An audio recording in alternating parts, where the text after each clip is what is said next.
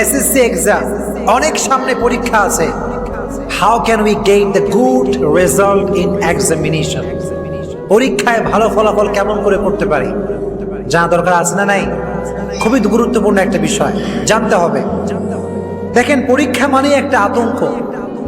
পরীক্ষা আসলেই ভিতরে একটা মানসিক দুশ্চিন্তা কাজ করে যে হায় হায়, আমি কি ফেল করব নাকি পাস করব। এই দুশ্চিন্তা অনেকে আবার আত্মহত্যা করে, কিন্তু তারা পাগল। পরীক্ষা এতটাও ডিপ্রেশনের কোনো বিষয় নয়। যদি কেউ প্রকৃতপক্ষের পড়াশোনা করে থাকে, সে কখনো পরীক্ষাকে ভয় পেতে পারে। যেমন ভাবে একজন প্রকৃতপক্ষের মুমিন, মৃত্যু তার জন্য উপহার, মৃত্যু তার জন্য কি। আর প্রকৃতপক্ষের যে ছাত্র, যে অলওয়েজ পড়াশোনা নিয়ে ব্যস্ত থাকে, পরীক্ষাও তার জন্য উপহার, ঠিক কিনা? এজন্য পরীক্ষা একটা আতঙ্কের নাম। কিন্তু আপনি যদি কিছু আমল করেন, আপনার রেজাল্ট ভালো হবে ইনশাআল্লাহ। আজকে আমি কিছু আমল শেয়ার করব পরীক্ষায় ভালো রেজাল্ট করার জন্য। প্রথমত একটা বিষয় খেয়াল রাখবেন, সবাই শুনবেন, উপরে মা বোনরাও শুনছেন, খুব মনোযোগ দিয়ে শুনবেন। এই বাচ্চাদেরকে সামলান, একদম স্টপ, একদম কিপ কোয়াইট, কিপ সাইলেন্ট, কোনো কথা হবে না। আমি বলছি, পরীক্ষার পূর্বে এক নাম্বার যে কাজ, সেটা হচ্ছে put your trust on your Lord. আল্লাহর উপরে ভরসা রাখতে হবে। আপনার বিশ্বাস, আপনার ভরসা সম্পূর্ণরূপে আপনি করবেন একজনকে, তিনি কে? আল্লাহকে বিশ্বাস করতে হবে। আল্লাহ বললেন, ওয়ালা সাউফা ইউতিকা রাব্বুকা ফাতারদা। আল্লাহ বললেন, গোলাম, তুমি যদি আমাকে বিশ্বাস করতে পারো, তোমার সব স্বপ্ন পূরণ করবে একজন, তিনি কে? If you put your trust on your Lord, indeed and verily, your Lord will give you something that will make you happy. তুমি যদি তোমার বিশ্বাসকে আল্লাহর উপর স্থাপন করতে পারো, অচিরেই তোমার রব তোমাকে এমন কিছু দিবে, তোমার জীবনের প্রত্যেকটা চাহিদা আল্লাহ তাআলা নিজ কুদরতি হাতে পূরণ করে দিয়ে। বলেন সুবহানাল্লাহ। এজন্য এক নাম্বার, আগে আল্লাহর উপরে বিশ্বাস করবেন, এক নাম্বার। দুই নাম্বার হচ্ছে কঠোর পরিশ্রম। কি করতে হবে?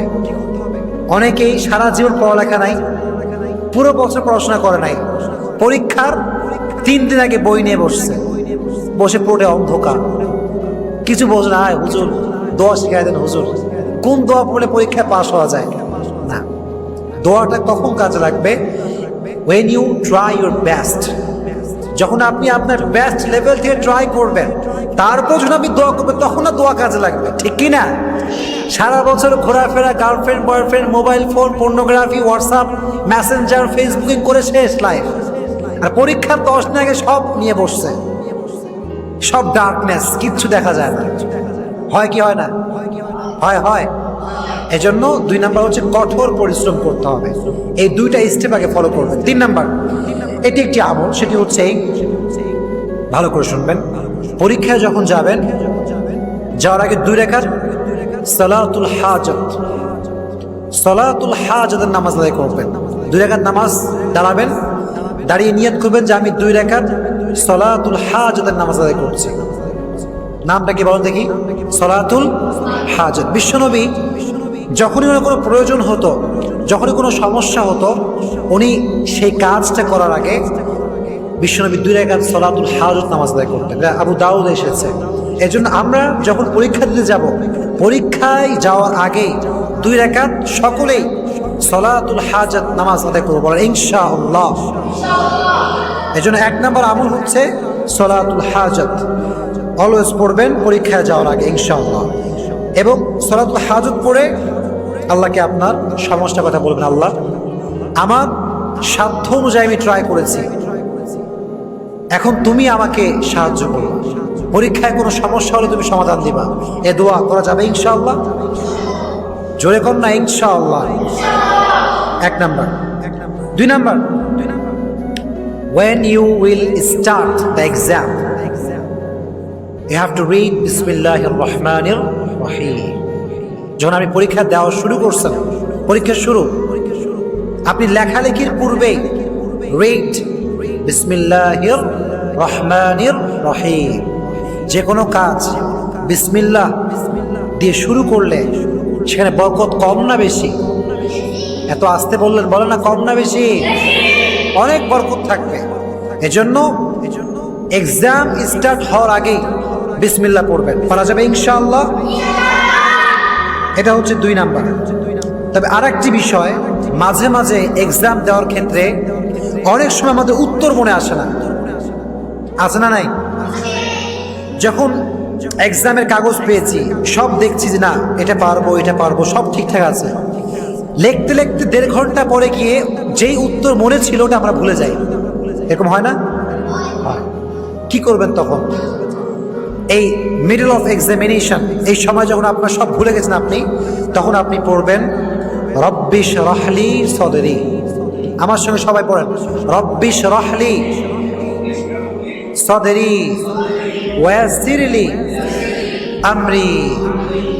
আওয়াজ নাই রে ভাই, একটু জোরে আমার সঙ্গে সবাই মুখস্থ করতে হবে, রব্বিশ রাহলি সদরি ওয়াসির লি আমরি।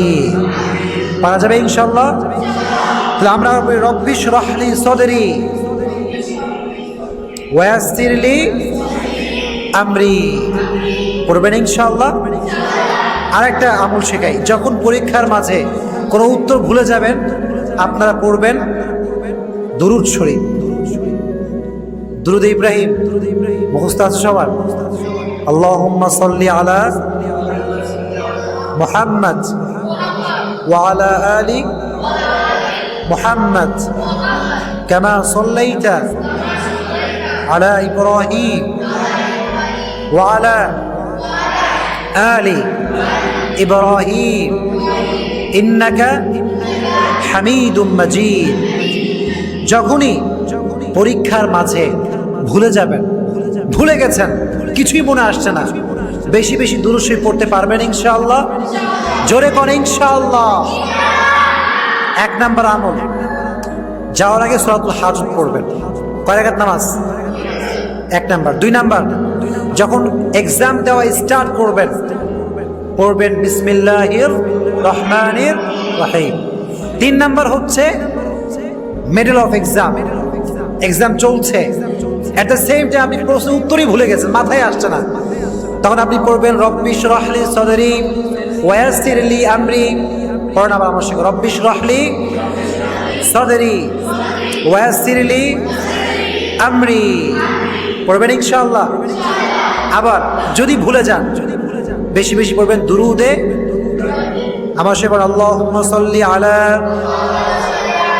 মুহাম্মদ ওয়া আলা আলি মুহাম্মদ কামা সাল্লাইতা আলা ইব্রাহিম ওয়া আলা আলি ইব্রাহিম ইন্নাকা হামিদুম মাজিদ।